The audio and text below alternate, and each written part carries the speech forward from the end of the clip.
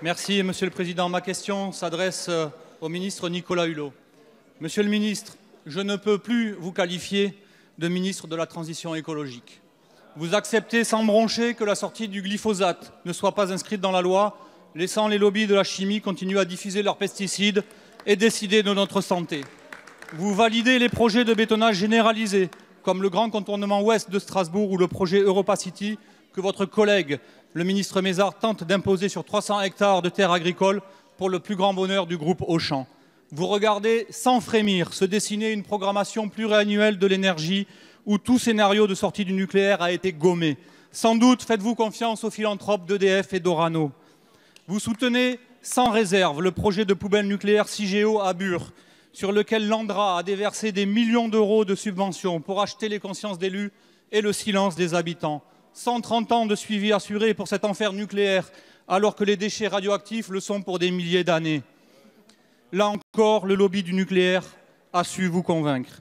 Enfin, vous abdiquez sans regret sur la déforestation, que ce soit en Guyane avec le projet minier de la Montagne d'Or ou en permettant l'importation de plus de 300 000 tonnes d'huile de palme pour la raffinerie de l'Amed au profit de Total, mais sans doute aussi pour aider votre collègue Le Drian à vendre quelques avions Rafale à l'Indonésie. Par votre décision, les grands singes et toute la biodiversité des forêts primaires sont condamnés à la disparition. Et au passage, vous validez une hérésie, que nos terres agricoles servent à faire rouler des voitures plutôt que nourrir les gens. Alors ma question est simple et bienveillante, Monsieur le ministre.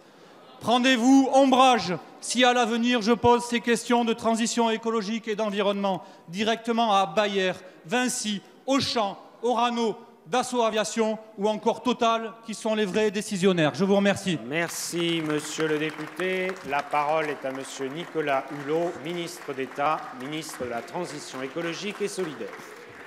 Monsieur le député Prudhomme, je peux me soumettre à beaucoup d'exercices, mais vous répondre sur autant de caricatures en 2 minutes, je préfère qu'on le fasse dans un autre format.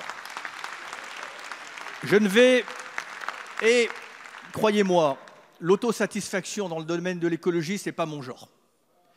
Parfois même, quand je nous regarde, je me désole, mais quand je me compare, je me console. Parce que souvent, au niveau européen, la France est leader sur beaucoup de sujets. Je prends un simple exemple sur le glyphosate. Vous avez oublié l'essentiel. Sans l'intervention de la France, sans ma propre intervention, l'Europe repartait pour 10 ou 15 ans de réutilisation sans autre préconisation. Ne l'oubliez pas. Moi aussi, j'aurais préféré que ça soit inscrit dans la loi.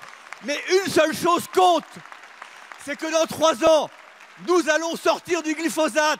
Et derrière le glyphosate, ce seront toutes les molécules que les nouvelles méthodologies nous auront permis de vérifier ou pas leur toxicité. Nous changeons d'échelle. La différence, c'est qu'avant, on mettait tout sur le tapis. Maintenant, j'ai tout posé sur la table et nous prendrons nos responsabilités. Quant à mon bilan, je le ferai en toute objectivité, en temps voulu.